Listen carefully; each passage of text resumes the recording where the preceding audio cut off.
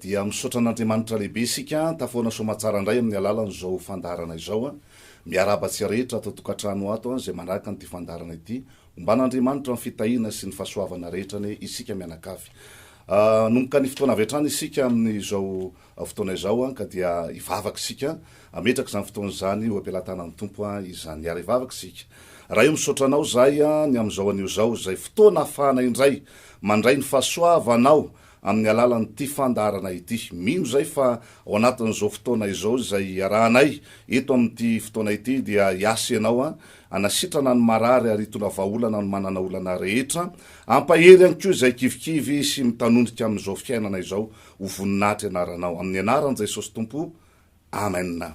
Amaky ten'Andriamanitra avy hatrany isika amin'ity androany ity itsika anomboana izao fotoana izao izany ny ten'Andriamanitra zay fampizarana amin'izao maraina izao amin'ity fotoana ity dia ny ten'Andriamanitra zay hitatsika ary raisitsika amin'ny alalan'ny bokin'ny Hebreo 7:10 ny andininy 9 izao ny voasoratra amin'ny anaran'i Jesosy tompo Hebreo 7:10 andininy 9 manao hoe Jesosy Kristy no tsy miova omaly sy anio ary mandrakizay. Jesosy Kristy no tsy miova omaly anio ary mandrakizay. Io Jesosy io zay resahana amintsika androany dia manome fanantenana ary manambara amintsika rehetrarehetra fa mbola tena azo antenaina tsara mihitsy izy manoloana ny zava-misy eo amin'ny fiainantsika. Mety hiteny ianao hoe omaly izy ny tsy miova ary mandrakizay zany koa mbola tsy fantatra fa niteny izy manao hoe anio ihany koa dia tsy miova izy ary io no tiako hovoizina aminao androany le hoe anio satria anio dia misy fahasoavana lehibe, anio dia misy zavatra goavana tian'Andriamanitra ho voarainao indray amin'ny alalan'izao fotoana androany izao. Tsy miova Jesosy anio, tsy miova Jesosy anio amin'izao ora izao, amin'izao sekondra izao tsy miova Jesosy, tsy miova ny heriny, tsy miova ny asany, tsy miova ny fitiavany ianao, tsy miova izany diavana, tsy miova ny heriny Jesosy. La heriny hatramin'izay, la heriny nananany hatramin'izay, nanaova ny asa rehetrarehetra teto amin'ity zao tontolo zao ity, nandritra ny fotoana izay nandianina nanaova an'izany asa izany teto amin'ity zao tontolo zao ity. Dia izany heriny zany no ambarany fa tsy miova. Hery manahoana moa zany?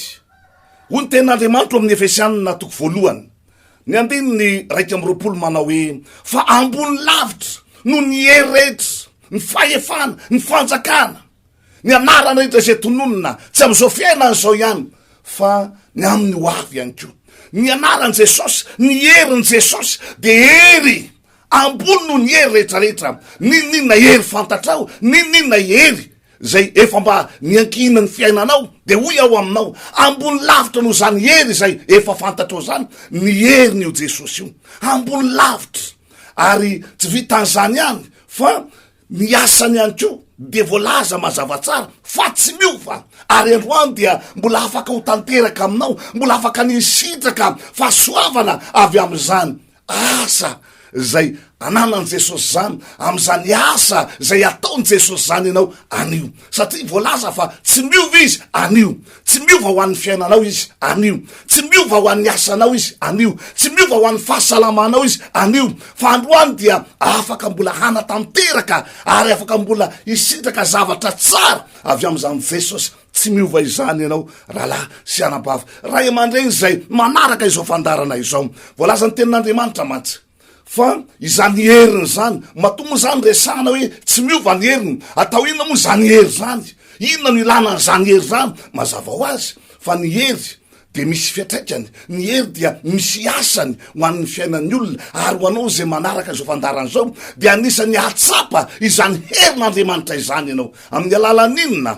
Amin'ny alalan'ny fanasitranana, amin'ny alalan'ny famahana reo olana maro samihafa zay mety nampitanondrika anao nandritra ny fotoana maro. Izany hery zany no ambarako aminao ary lazay ny tenin'Andriamanitra fa tsy miova izany, tsy miova zany herin'Andriamanitra zany, tsy miova ny asan'Andriamanitra mandrakizao an'io zao, tsy miova ny asan'Andriamanitra. Inona avy moa ny asa efa nataon'Andriamanitra? Raha ohatra ka mijery isika ao amin'ny Isaia 3:10 ny andininy 4 ohatra dia mazava tsara la zavatra ambara ny tenin'Andriamanitra. Ahoana ao zay ny tenin'Andriamanitra? Nitondra ny arentsika tokoa izy ny vesatra ny fahoritsika izy. Zany no ambara ny tenin'Andriamanitra, nitondra ny aretintsika tokoa izy, ny vesatra ny fahoritsika izy. Ary izany aretiny zany, izany fahoriana zay mianjady eo amin'ny fiainantsika izany, izany no ilana an'ilay herin'Andriamanitra tsy miova, afaka hiasa eo amin'ny fiainanao androany, afaka hiasa ho an'ny fiainanao anio. Ry havana, nitondra ny aretintsika tokoa izy. Zany hoe raha ny aretina zay mahazo anao, raha ny zavatra manjo anao am'izao ora izao, am'izao segonda izao, de efa ambarany Jesosy fa efa netiny zany zavatra zany, efa vonona mitondra an'izany izy. 2 taona mahery lasa izay, de efa netiny Jesosy zany aretiny zany. Fa sangen'izao moa, isika mihitsy no mitomany, isika mihitsy no ohatrany hoe tsy mahafoy lay aretina zay misy amintsika, ary tsy mino isika fa efa netiny Jesosy zany aretiny zany, tsy mino isika fa hainy Jesosy mamany olana amin'ny fiainatsika. Kanefa voazara fa voalaza fa mitondra ny aretsika tokoa izy, ny vesatra ny fahoritsika tokoa izy. Zany hoe Jesosy manokana zany dia nanaiky mihitsy hitondra zany aretsika izany. Ninino naretina mahazo anao, naretina mitaiza, naretina mandalo, naretina manahoana, naretina manahoana, de ambara aminao manana hery afaka hanasitrany zany aretina zany Jesosy, ary zany heriny zany tsy miova fa afaka mbola hiasa ho anao am'izao anio zao. Ahoana izy ny tenin'Andriamanitra? Raha ny zava-misy, raha ny zavatra nitranga, etsika anamafisana fa tena nanao zany asa fanafahana, famonjena, fanasitrana, famahana olonan'izany tokoa Jesosy. Tsy hoe nionona fotsiny tamin'ny hery zay nananany hoe ananako ny hery rehetrarehetra, ny hery ambony no ny hery rehetrarehetra, fahefana ambony ny fahefana rehetrarehetra, fanjakana ambony ny fanjakana rehetrarehetra, ananako zany fahefana izany. De nionona tamin'izany izy, fa izany fahefana ananany zany, zany hery ananany zany, dia entiny hanasoavana antsika vahoakany zay mandrea am'izao anio zao. Inona ny zavatra nisy ity vehivavy anankiray ity? Zay voalaza ny tenin'Andriamanitra fa nanana ny anioany ihany koa izy tam'izany fotoana izany. Efa lasa le izy, fa tamin'ny anioany zany vehivavy zany, de aoko fantatrao fa nidioka fahasoavana izany vehivavy zany. Zao aloha barany tenin'Andriamanitra raisitsika ato amin'ny filazantsara ny Marka.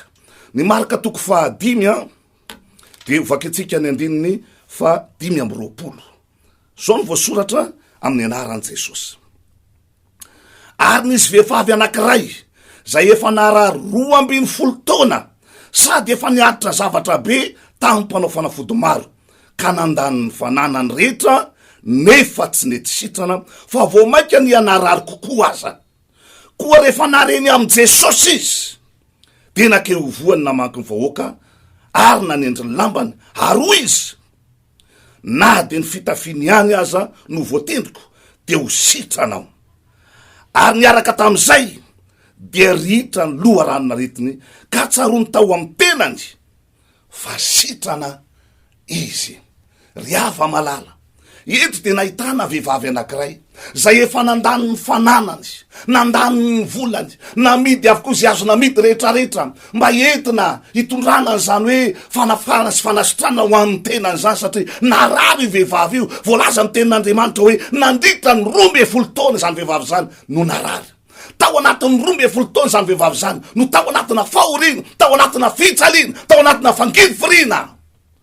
Kanefa de zao voalaza ny tenin'Andriamanitra hoe rehefa nanomboka nandre ny am' Jesosy lay tsy miova izy, rehefa nanomboka nandre ny am'lay Jesosy tsy miova izy, na de 12 taona aza namatora ny aretina azy, na de fa nandany ny fananany rehetra aza izy, nandany ny volany rehetra aza izy, nitety mpanao fanafody maro, mitady fanasitranana fa tsy nahita. Fa rehefa nandre ny am' Jesosy izy, rehefa nandre ny am' Jesosy izy, de nanomboka nanana finoana hoe ao am' Jesosy no fanatenako, ao am' Jesosy no tena anakinako ny hoaviko rehetra sisa, ao no heveritro, ao no inoko fahitako famonjena, ao no inoko fa ahitako fanasitranana manolona an'izao zava-misy zao. Verevitra izy tamin'ny fiainana, efa nianatsimy, ny anavaratra, ny akandrefana, ny atsinana, tetezina dolo ny fianakaviana ray manontolo mba hitondra an'izany fanavotana zany teo aminy. Fa sangin'izao ny famonjena ho anao, ny famonjena ho atsika tsy any amin'ny olona fa ao amin'i Jesosy. Tahaka ny am'ty vehivavy ity, tena Jesosy mihitsy ny nantenainy, ary rehefa nanomboka nandreny amin'i Jesosy izy, lay Jesosy tsy miova ho maty sy ny hoary mandrakizay. Rehefa nandrehan'izany izy, inona zavatra nitranga? Lasa izy nanantona an'io Jesosy io. Ary rehefa nanantona an'io Jesosy io, akory ny fahagagana? Fa teo ny eo ihany de sitran'izany vehivavy zany. Ary ambarako aminao fa raha ino ianao androany am'izao an'io zao ihany, de ho sitrana amin'ny aretinao ihany ko ianao. Ninona aretina mahazo anao, ninona fampahoriana mahazo anao am'izao an'io zao. Ambarako aminao tsy miova Jesosy, afaka nasitrana anao ihany ko, ary afaka andray fanasitrana anao ihany ko ianao am'ty androandroany ity. Tsy zany ihany fa hitatsika ihany ko amin'ny filazantsarany Jaune, ny Jaune toko 5 de zao no ambaran'ny tenin'Andriamanitra am'izany filazantsarany Jaune toko 5 zany. Raisitsika amin'ny anaran'i Jesosy manomboka amin'ny 5. Zao no voasoratra: ary nisy lehilahy anankiray teo zay efa narary 80 taona. Firy hoe 80 taona. Raha nahita azy nandro Jesosy ka nahalala fahifatozany ela izy, de hoy izy taminy, teo sitrana vai ianao. Ilay marary namaly azy hoe, tompoko, raha etsehana ny rano dia tsy mba misy olona androboka eo amin'ny farihy, nefa raha andeha aho de misy olo-kafa misosoka eo alohako. Hoy Jesosy taminy, mitsangana eto ny fandrinao ka mandehana. Niaraka tam'izay dia sitrana raha lehilahy. Niaraka tam'izay teny no lazainy Jesosy zay de sitrana lay lehilahy. Averiko kely izy 80 taona tao anatina aretina, tao anatina fangiry firina, tao anatina fijaliana ity lehilahy ity. Tao anatin'izany 80 taona izany tsy mba nisy olona afaka mba nanampy azy, tsy mba nisy olona afaka mba nanafitra azy, tsy mba nisy olona afaka mba nitsetra azy hoe i lehilahy io fa mba ela loatra nitady fanasitranana teo, fa aloha mba anjara ny ray aloha rehefa mietsika ny rano. Tsy mba nisy nitsetra azy mihitsy, fa ny olona rehetra de samy namonjy tena avokoa. Sofa teo Jesosy ho an'ny olona rehetra, sofa teo Jesosy afaka andraisan'ny olona fahasoavana. Ny zavatra tsy azonao any amin'ny olona, azonao ao amin'i Jesosy. Ny zavatra tsy hitanao any amin'ny olona, ho hitanao ao amin'i Jesosy. Lay Jesosy tsy miova ambarako aminao androany. Izany afaka mizara, izany afaka ny manomeo anao am'ty androany ity. Ity lehilahy ty 80 taona tompoko, tao anatina aretina, tao anatina fangiry firina, tao anatina fijaliana. Fa rehefa nandre ny zavatra nambaran'i Jesosy izy, rehefa nahafantatra ny zavatra notenenin'i Jesosy izy, akory ny fahagagana, ny fandrenesany an'izany tezany no ela. Teo ny eo ihany de sitrana izy. Anio ihany ko, anjara anao ndray zao, anio anao ndray zao, ry havana, anio de hoy ao aminao Jesosy Kristy zay mitondra eto am'ty toeranyty androany, manambara izao afatra zao androany, solotena anazy am'ty androany ity, fa izy androany miteny aminao, fa ianao ihany ko de mipetraka aminao ny fanontaniana manao hoe ho Jesosy aminao, mba teo sitrana vai ianao, mba teo sitrana vai ianao androany. Mato mipetraka ny fanontaniana manao hoe teo sitrana vai ianao, de manana an'izany fanasitranana zany izy tompoko, manana an'izany fanasitranana zany izy. Ary ny tenana izao zay mitory ny tenin'Andriamanitra aminao, vavolombelony zany, vavolombelony zany. Misy lehilahy anankiray zay narary, ary rehefa narary zany lehilahy zany dia ny tenako zao mihitsy no natsony ny ray aman-dreny, satria tsy maintsy ho didina izy, satria de efa lo zany ny ray anankiray. Dia tsy maintsy ho didina izy, dia ny antony ny atson'ireo ray aman-dreniny ho ao any amin'ny hôpitaly de ny hoe hivavaka ho azy, satria ho didina izy ny ampitso. Rehefa tonga tany dia nitory ny tenin'Andriamanitra tamin'io rahalahy io. Raha mahita ianao rahalahy am'izao fotoana zao dia fahasoavana be ho anao. Ary zavatra nitranga dia inona zavatra nitranga izy ianao? Nampahireziko izy ary nambarako taminy fa Jesosy tsy miova ho maty sy an'io ary mandrakizay. Ny fanasitranana zay nataony tombo Jesosy tam'izany fotoana zany dia azo ny atao anao androany raha mety ianao. ninina zava-misy eo amin'ny fiainanao, na manahoana na manahoana, filazan'ny olona ny zavatra manjoanao androany. De zao ny teniko aminao Jesosy Kristy tsy miova izy, afaka mbola handray fanasitranana avy amin'io Jesosy io ianao, mino venao fa nasitranana anao Jesosy androany, de nivavaka ho azy rehefa nivavaka ho azy tompoko dia nitononoko tao anatin'izany, satria izay nolazay ny tenin'Andriamanitra manao hoe mifampivavaha mba ho sitrana ianareo. Iza de mino an'izany teny zany, fa nizaniza ivavahana, nizaniza mahazo vavaka avy amin'ny alalana mpanompon'Andriamanitra de ho sitrana izy. Nivavaka ho an'io rahalahy io rapitsa izy no didina, satria efa tena loha, tsy afaka miasa itsony, tsy sevitra itsony, efa tena urgent be. Fa inozy ianao ny zavatra nitranga rehefa vita ny vavaka, tao anatin'ny vavaka de tsaroan'io lehilahy io, fa niala tao amin'ny fanaitainana, niala tao amin'ilay aretina, niala tao aminy le zavatra nampahory azy teo, fa mbola tsy nody izy fa nijanona tao ihany, satria rapitso de tsy maintsy ho didina araky ny programan'ny dokotera. Fa alohan'ny fandidina dia natao ihany ny kanera sy ny sisa rehetrarehetra. Fa inozy ianao zava-mahagaga ny tranga, vosalama tsara, izany ndray no hita tao anatin'io lehilahy io, navoaka soma tsara ny hôpitaly. Am'izao tsika miteny zao salama tsara zany rahalahy zany, anankitelo sa efatra zao ny zanany no ny fitahin'Andriamanitra. Ka hoy aho aminao, anjaranao ndray zao, mbola tsy miova Jesosy. Jesosy zay namoaka an'io rahalahy tao amin'ny hôpitaly ka tsy nodidina, de mbola Jesosy toriko aminao androany, afaka nasitrana anao raha mino an'izany ianao. Am'izao ora izao, am'izao sekondra izao, tsy miova Jesosy rahalahy, tsy miova Jesosy raha nabavy tianao loatra izy, satria tsy miova izy, tsy miova ny asany, tsy miova ny heriny. Misy olona maromaro, misy rahalahy maromaro zay niaraka tamin'i Jesosy tamin'izany fotoanandro zany, nanana olana ihany ko teo amin'ny fiainany, de tsy izay zany fa ny apôstôly maro samihafa. Arak'izay voasoratra ao amin'ny filazantsara ny marika toko 4, de zao ndray no ambara amin'ny tenin'Andriamanitra, raisitsika manomboka amin'ny 5:30.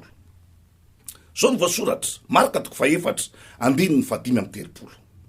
Ary andro zay ihany rehefa hariva ny andro, de hoy izy taminy, andeha isika hoe ny Epita. Jesosy eto zany no miteny tamin'ny mpianatra izy ireo hoe andao isika hoe ny Epita.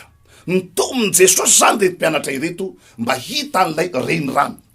Toizatsika nivaky teny 5:30. Ary rehefa nampidiny mpianana ny vahoaka dia netiny tamin'ny samikely eo tamin'izao ihany Jesosy, de nisy samikely sasany koa niaraka taminy. Ary nisy tafio-drivotra mahery ary nianjera zay rano nialin-drano samikely ka nirako feno rano. Ary Jesosy natoro tiambodiny samikely tambonin'ny ondana, ary namoa azy izy ireo ka nanao taminy hoe mpampianatro, tsy mampanina anao va zao afatesana izao. Ary mifoy izy de niteny mafy ny rivotra sady nilaza tamin'ny ranomasina hoe mangina mitsara, ary dia nitsahatra ny rivotra ka tony tsara ny andro. Rahalahy sy anabavy, ray aman-dreny zay manaraka an'izao fandarana izao, tiako milaza aminao, tsy hoe Jesosy manasitrana fotsiny ihany izy, fa Jesosy mamaolana ihany ko izy, ary tsy miova izy. Ny ranomasina zay tandindony zao tontolo zao, misamboaravoara, miakatra, midina, miakatra, midina. Am'izao mo efa tsy miakatra sy midina itsony fa miakatra de miakatra de miakatra daholy. Inona zavatra am'sio? Kivy ny olona, ketraka ny olona, miravoravo tanana ny olona, satria miakatra ny vidim-piainana, miasahirana ny olona am'izao vanim-potoana izao. Fa za mbola manana fanafody ho zaraina aminao androany, mba tsy hampitanoky anao, mba tsy hakivy anao, mba tsy haketraka anao. Misy fanafody tsara zay ho zaraiko aminao, tsy iza zany fa Jesosy lay tsy miova, lay namonjy ny apôstôly rehetra tena ampovoan'ny ranomasina mena, lay namonjy ny apôstôly rehetra tao anatin'ny onjan-drano, lay namonjy ny apôstôly rehetra tao anatin'ny olana sy ny fahaverezan-kevitra. Izany Jesosy zany mbola afaka mamonjy anao am'izao ora izao, mbola afaka mamonjy anao am'izao sekondra izao. Ny zava-misy, ny zavatra nitranga, ny mpianatra de resy lahatra fa ho faty izy, tsisy hevitra itsony, tsisy famonjena ho azy itsony, satria tamin'ny fotoana io dia natory Jesosy tao anatin'ny torimaso izy, ary inoko fa raha nylety aza lay sambo Jesosy mbola natory teny ambony ranomasina tsy miara-maty tamin'ny apôstôly zany izy satria Andriamanitra mahagaga izy. Fa zao tonga saina mo ireto apôstôly reto ka nanantona azy teniteny manao hoe mpampianatro tsy mampaninona anao fa izao ahafatesana izao. Niaraka tamin'izay dia nitsangana amin'ny tompo ka nilaza tamin'ny rivotra sy ny ranomasina manao hoe mangina mitsara izany teny zay nataon'i Jesosy zany fotsiny ihany de nampitsahatra ny olana rehetra. Zany teny nataon'i Jesosy zany de nampivany ny olana rehetra. Ary raha ino ianao androany izao teny n'Andriamanitra ambarako aminao androany zao de ampivany ny olana rehetra raha inonao zany fa tsy miova Jesosy anio ho an'ny fiainanao, tsy miova ho an'ny fiainanao Jesosy anio. De hoy aho ninona olana eo fiainanao hain Jesosy mamahany zany, hain Jesosy ny mamonjy ianao ny am'izany. No zany am'ty androany ty handeha mba hanao tahaka ny nataon'ny apôstôly isika. Inona ny zavatra nataony izy ireo? Rehefa hitany fa very hevitra izy, rehefa hitany fa tsisy tony zay azony atao de fantany tsara aizany vaolana andao anatona an Jesosy. Nanantona an Jesosy izy ireo. Rehefa nanantona an Jesosy izy ireo ry havana, Jesosy de efa miteny fa izay manantonaty tsy mba ho laviko mihitsy. Nizany izy ianao mety efa nempanganao daholo ny olona rehetrarehetra fa olona tsisy ilaina azy ianao. Fa Jesosy androany mbola tiako milaza aminao, ty anao loatra Jesosy, mbola te hamonjy anao Jesosy, te hanampy anao am'izao fasairanana mahazo anao zao Jesosy. Ahoana ny afahako miteny an'izany? Ahoana ny afahako milaza an'izany teny zany aminao? Fa tena tianao loatra Jesosy. Zao ny ambarany ten'Andriamanitra amina mafisako aminao fa tena io Jesosy io le tena tianao. Mety tena tianao ny vadinao, mety tianao ny ray aman-dreninao, mety tianao ny namanao, tena tianao daholo ny olona rehetra, fa mbola mihoatra lavitra no fitiavany Jesosy ianao. Zany fitiavana nanan'ny olo zany. Ny fitiavan'i Jesosy mbola ambony lavitra no ny fitiavana zay ananan'ny olona ny aminao. Mety miteny aminao mihitsy ny vadinao, vady malalako tiako be anao, fa hoy ao aminao voafetry zany satria nisy fotoana mbola nanozona anao vadinao, mbola nanompo anao ny vadinao, mbola niteniteny foana taminao io vadinao io. Fa Jesosy ambarako aminao nanomboka hatramin'ny fotoana zay nafantarany ianao. De zao nolazay ny tenin'Andriamanitra Romanina toko fa 5 de zao no ambarany tenin'Andriamanitra amin'ny anaran'i Jesosy Kristy tompo izany. Romanina toko fa 5:9 amin'ny anaran'i Jesosy. Ahoana ozy izy?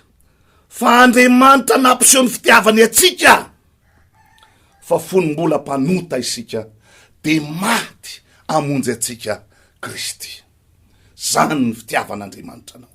Fony anao mbola tao anatina fahotana, fony anao mbola tena mpanota, mbola tsy endrikendriky zay hoe hanantona an'Andriamanitra akory. No efa nampisehony Jesosy ianao le atsona hoe fitiavana. Ary mandraka zao an'io zao de ambarako aminao fa tsy miova Jesosy, tsy miova ny fitiavany ianao, tsy miova ny fitiavany ianao. Onenanao izy, mbola tena tianao izy, mbola te hamonjy ianao izy, antranao Jesosy. Fony mbola mpanota azy ianao de nanaiko fato ho anao izy. Maika fa am'izao fotoana izao de hoy ao aminao mbola te hamonjy anao izy, mbola tsy miova ny fitiavany ianao. Amariny ny tenin'Andriamanitra ary mafisy ny tenin'Andriamanitra zany raha ny zavatra nisy tamin'ny fotoanandro zay nisy samborana azy. Hitantsika eo amin'ny Mateo toko fa 9:20 ny 9:30 ohatra. Inona zavatra nisy? Ny vavaka ny tonga Jesosy satria fantany zavatra hanjoana azy, fa fahorinana sy fijaliana ny tsy maintsy hiatra ho aminy. Rehefa nandre an'izany fantany zany zavatra anjo azy zany de ny vavaka izy ka nanao hoe ray eo raha azo atao hoe de esory amiko. Zany hoe raha ny sitrapony Jesosy manokana de nesorina taminy ary tsy izy mihitsy niatra n'izany zavatra nanjo azy zany, fa noho ny fitiavany ianao de hoy izy manao hoe kanefa aoka tsy ny sitrapoko ane no atao fany anao. Fitiavany ianao ny anton'izany, fitiavany atsika no anton'izany ry havana.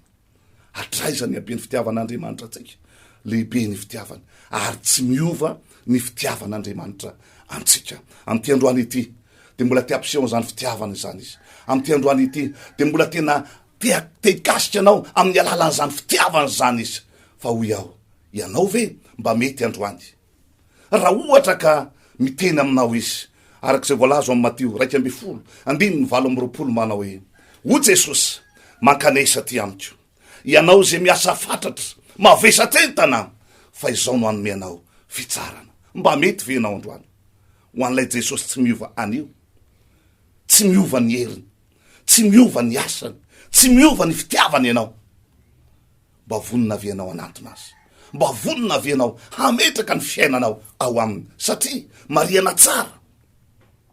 Tsy sininina azon'Andriamanitra atao, tsy sininina azon'io Jesosy io atao eo amin'ny fiainanao raha ohatra ka tsy vonina ny anatona azy ianao.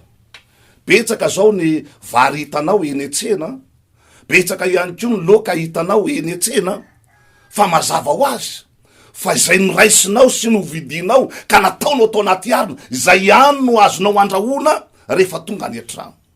Zany hoe na de betsaka aza zany ny zava-misy, na de betsaka aza ny zavatra mitranga, de zao zay manantona ihany, zay vonina ny anaraka anao tonga any an-tranonao ihany, zay no hoaninao tompoko.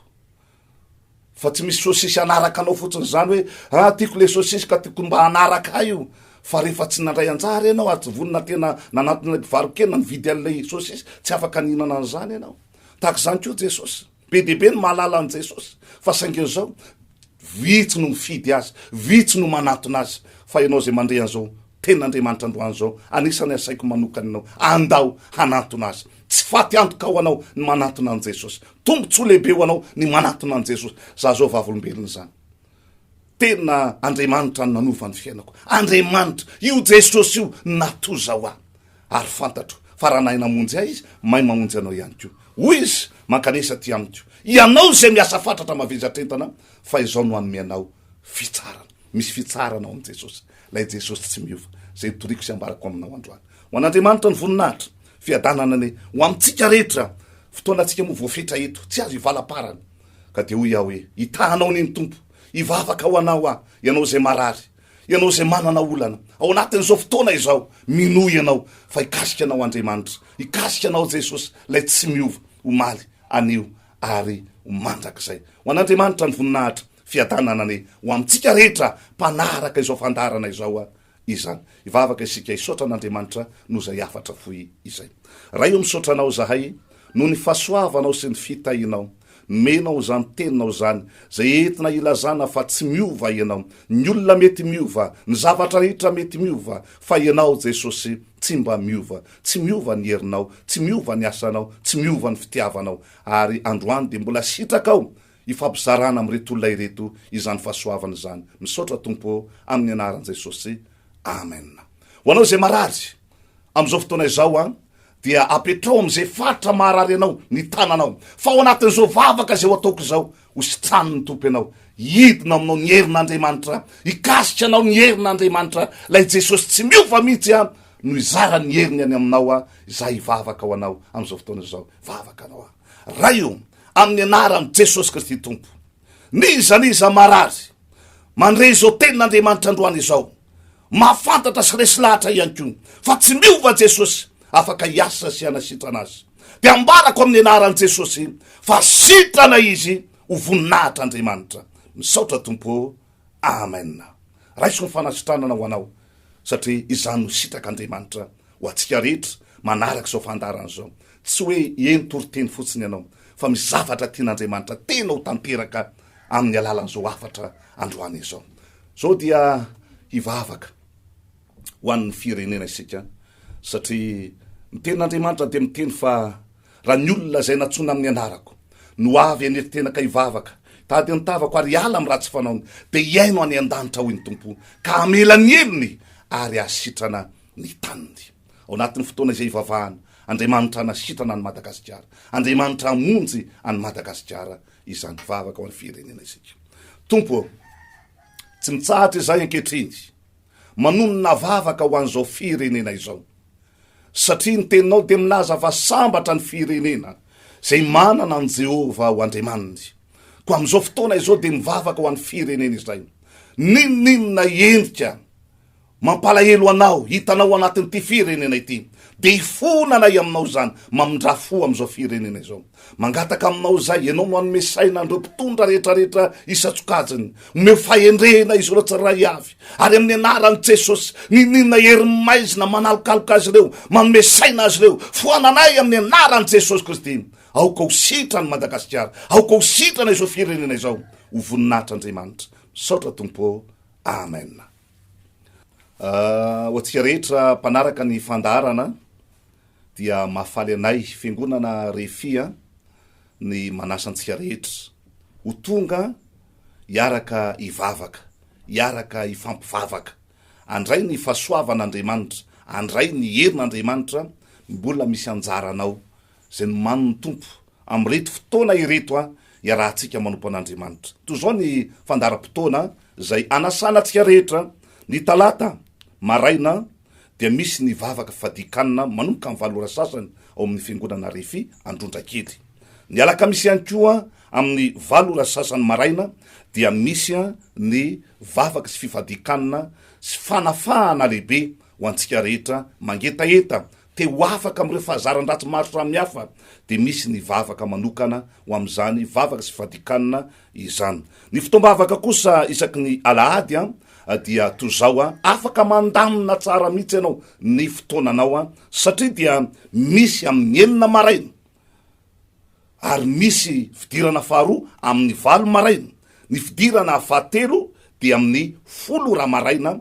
Zany hoe raha ny maraina zany dia afaka mandamina tsara ianao programanao ny Alahady na hiditra amin'ny enina ianao, na hiditra amin'ny valo ianao, na hiditra amin'ny 10 ianao. Fa ny tolakandro kosa dia amin'ny 12 sy amin'ny 2 ora zany ireo zany ny fotoanatsika ary anasanatsika rehetrarehetra ho tonga ao amin'ny fiangonana RHEFI Androndrakely. Anasanatsika mianakavy ho tonga ho antsika rehetra eto Antananarivo sy ny manodidina.